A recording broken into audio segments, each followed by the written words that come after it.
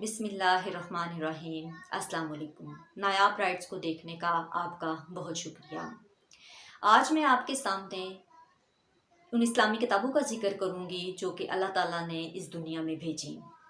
हम मुसलमानों के लिए तो अल्लाह ताला ने कुरान मजीद नाज़िल किया जो कि हुज़ूर पाक सल्लल्लाहु अलैहि वसल्लम पर नाज़िल हुआ, लेकिन हमें साथ साथ ये भी तलकीन की गई और बल्कि हुक्म दिया गया कि हम पिछली तमाम किताबों पर भी ईमान लाएं और पिछले तमाम नबियों पर भी ईमान लाएं। जबकि यहूदी और ईसाई जो हैं वो सिर्फ अपनी अपनी किताबों को मानते हैं, वो पिछली किताबों या अगली किताबों पर ईमान नहीं लाते और ना ही किसी और नबी पर ईमान लाते हैं। जबकि ये खासियत सिर्फ हमारे मुसलमानों में है कि हम हुज़ूर पाक सल्लल्लाहु अलैहि वसल्लम पर नाज़िल की गई किताब और इससे पहले तमाम नबियों और तमाम किताबों पर भी ईमान रखते हैं।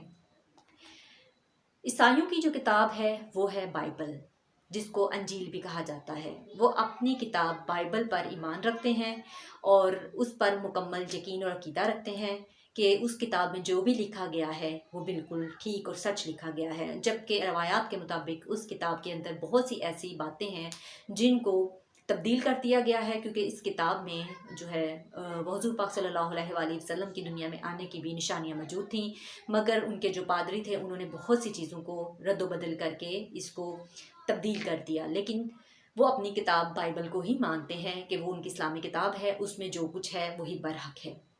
इसके बाद हज़रत मूसा अलैहिस्सलाम पर तौरात जो है वो नाजिल की गई। हज़रत मूसा अलैहिस्सलाम जो है वो कोहे तूर पर गए और अल्लाह ताला ने उनको जो है वो तौरात किताब दी।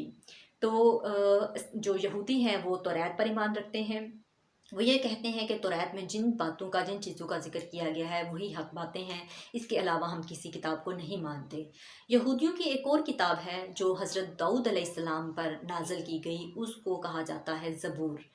ये ज़बूर वो किताब है जो कि हज़रत दाऊद पर नाज़िल की गई और जो है जो यहूदी हैं वो ज़बूर को भी मानते हैं। वो जहाँ तौरात को मानते हैं वहाँ ज़बूर को भी मानते हैं, उन पर भी ईमान लाते हैं। इसके बाद जो चौथी किताब है वो हमारे प्यारे नबी हज़रत मोहम्मद सल्लल्लाहु अलैहि वसल्लम पर नाज़िल की गई जो कि कुरान मजीद है, जो कि हुज़ूर पाक सल्लल्लाहु अलैहि वसल्लम के लिए एक मुअज़्ज़ा था।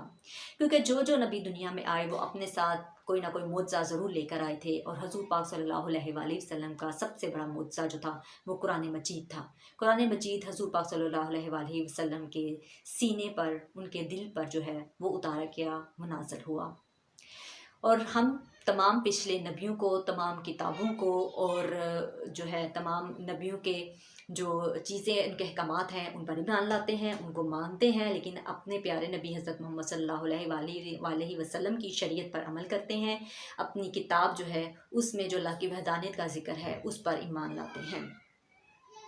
उसके बाद हिंदू जो है उनकी किताब एक वेद है और उनकी एक किताब श्री कृष्ण भी है।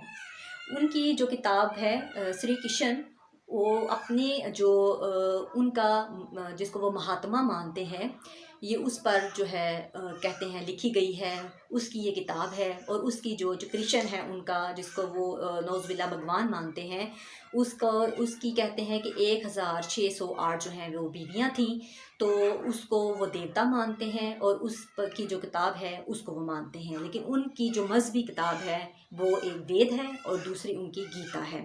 वो गीता को और वेद को जो है अपनी मजहबी किताबें मानते हैं।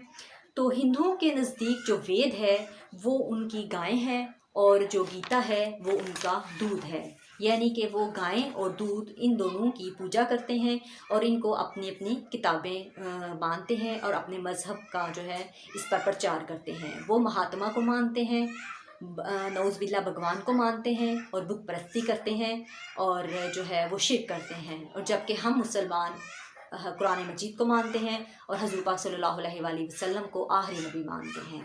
आज मैंने आपसे तमाम किताबों का जिक्र किया कि दुनिया में कितनी मजहबी किताबें हैं और किस किस नबी पर उतरी और उसको किस तरह माना जाता है, उस पर यकीन रखा जाता है। अल्लाह ताला हम सब को हक बात पर, हक किताब पर, हक की राह पर चलने की तौफीक अता फरमाए। शुक्रिया।